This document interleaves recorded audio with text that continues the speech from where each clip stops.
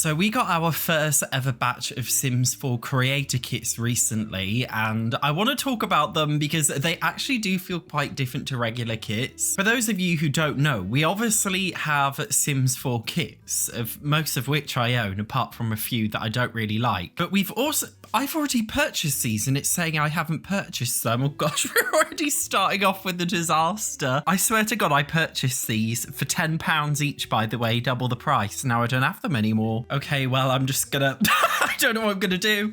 I'm just gonna show you B-roll footage on screen of when I played with them the other day. Firstly, I'd just like to say I do actually quite like kits. Most content creators seem to dislike kits and instead prefer the more mainstream packs. In my personal opinion, DLC should always feel optional, not necessary, but in The Sims 4's case, I feel like a lot of expansion packs, game packs, and stuff packs feel necessary. They don't feel that optional. On the other hand, kits are 100% optional. They're 100% personal. There's no obligation to get them, whereas with packs, for example, like seasons, growing together, pets, cats and dogs, it almost seems like an obligation that you've got to kind of get packs like this. But with kits, there's no obligation. People still feel obliged because they have an addiction, because they're whales. Obviously, it is a cash grabby microtransaction thing. That is obvious, but for those of you who enjoy building like me, I personally can see a lot of value in kits. For example, a very popular one is the Everyday Clutter Kit, and all of the clutter in this pre-made room is from the Everyday Clutter Kit. When it comes to this kind of DLC, it truly does look good as a builder. I use all of this clutter like all of the time, however cash grabby and like however much I hate it for that, I do use that a lot. Other kits are a bit of a miss, such as the Courtyard Oasis kit, where you can make a Moroccan inspired courtyard, but you can't make the rest of the house in that aesthetic. There isn't even a world for it. The Sims does Arab representation and things terribly. There's literally nothing. There's just this kit. This is where I think kits can be an issue, but in general, I do think kits are quite good. When I first saw these creator kits, I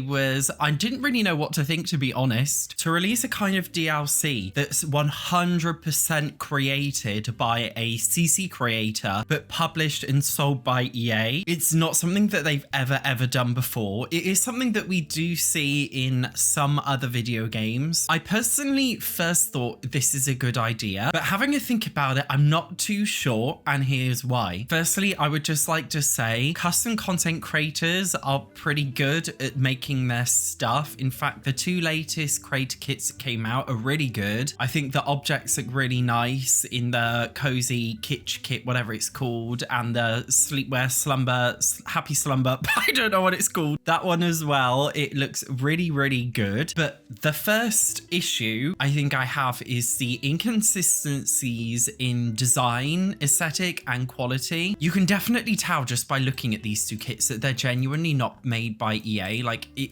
definitely looks like custom content in a good way, because custom content is, I find, is slightly more high quality in terms of how it looks, but it doesn't necessarily always match with The Sims 4 low quality. So that's the first issue. And also because every single CC creator has their own unique style, design, ways of doing things, whereas I assume with EA it's a lot more systematic. So there's definitely gonna be some inconsistencies there from like a branding standpoint, and I don't know how EA are going to approach this in the future to make sure they're all of the same quality and design aesthetic. So that's one issue. A second issue is EA's restrictions. It's very clear based on these kits. One criticism I had with both of them was that there simply wasn't enough, especially the sleepwear kit. It was very lackluster. EA seemed to have a very strict kind of restriction of we can only use this many assets in a kit, and I just don't understand why. Genuinely, from what reason are they doing this? At first I thought maybe it's because they're worried about using too much storage storage space on your hard drive or on your console because there are so many packs out right now. But then I thought, exactly, there are so many packs. Clearly they couldn't give a flying shit about your storage space. So that's clearly not the issue. Is it because they don't want to put too much time and resources into kits because that's a financial expense for them? I thought that could have been true, but at the same time, The Sims 4 is bigger than it's ever been and it's boasting more players than it's ever had. The Sims 4 is more successful, therefore obviously making more money than it's ever done. To include 5 more objects in a kit doesn't seem like a huge stretch. I don't think it would cost them that much more time and money. So I don't really know if that's the issue really. Other than that, I just can't think of any reason why they've put such strict limitations on the amount of assets that they can put in a kit, especially considering that it is purely aesthetic design only. Apart from Buster Dust, which doesn't count, other kits don't really require things like bug fixes or anything because there's no new gameplay associated with them. So they're very, very minimal upkeep. I'm just a little bit confused based on all of that, why it's just such a small amount of stuff. CC creators are inherently very ambitious, a lot more ambitious than EA are about The Sims. Custom content creators and modders genuinely do incredible things. And if I download a custom content pack, I know it's going to contain a lot of stuff. Considering that creator kits are just custom content but sold by EA, I'll be honest, I expected them to feel different to regular kits in that they would come with a lot more stuff. And I do definitely feel let down by those restrictions that EA have clearly put on them. Also, from an ethical perspective, I don't know how much they're being paid. EA did say in a blog post that they were being paid for these creator kits, but you don't know how much. And if they were being underpaid, like, I genuinely wouldn't be buying these kits. If I knew that EA were rinsing CC creators and really underpaying them for these, then I probably wouldn't buy it. Just from an ethical standpoint, I wouldn't want to. It's literally made 100% by these people. Therefore, I'd expect a huge portion of the profits from these kits being given to them. I personally, if they contacted me, I'd want a lump sum plus a commission. Lump sum for my time and commission for the sales. I don't know how it works. I don't know if they have a contract clause where they can't reveal it. I hope eventually one CC creator who's working on a creator kit does just come out and say, because I'm just so curious. I'm just so nosy, to be honest. So that's another, I guess, slight concern. In general, I am 100% for creator kits. I've said for a long time, CC creators are great. EA need to hire CC creators to create assets for them because they're very good at doing it. And they've actually done it.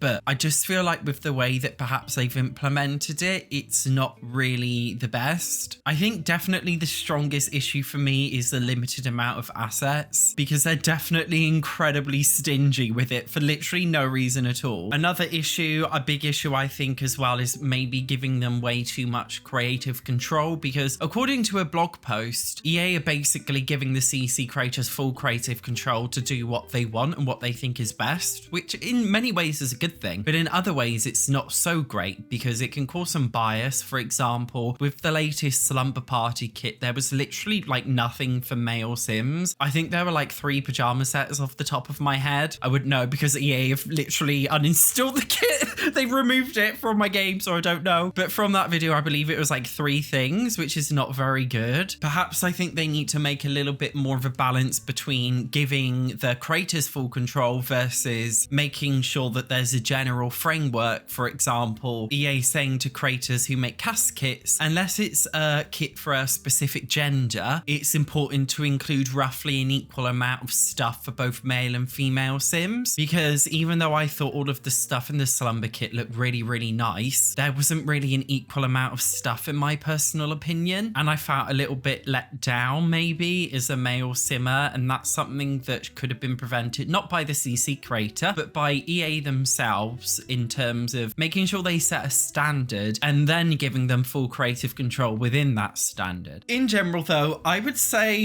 is it really controversial for me to say I prefer kits compared to normal packs? I just feel like the assets in them are so much better. Like this kit here, the Artist Studio one that was released very recent, I've had so much fun playing with this kit and I actually think it looks really nice. Even this default room, usually the default rooms that the starred rooms that they make are really shit, but this one's actually really really good. And I think it's a really usable kit to actually have. I just feel like kits are just so like all or nothing. And I think that's the issue. If EA contacted me to do a kit, what would I actually want as a kit? I'm not putting the glasses on to be dramatic, like my eyes are just stinging, by the way. Honestly, if EA invite, not that they ever will, because Sims do fucking hate me for my honest pack reviews. They don't like the honesty, I don't think. If they ever wanted me to do a kit, I think I would do a men's fashion kit because I feel like we need one. But then again, I would probably refuse to work with them because I'd say I want a lot of assets and I want hairstyles, and they'd say no. So I'd probably just give up and say I can't be asked to work with you. You're too difficult. I'm not working with you. So it probably would never happen. But hypothetically, you know, we got this modern menswear kit. It's not even masculine. I fucking hate it. It's just skirts. So my dream is that we can have some more men's stuff. Something I am very curious about though is I really want you guys to let me know in the comments. If you're a console player, do you like the idea of having kits, the creator kits rather, as an alternative to downloading CC?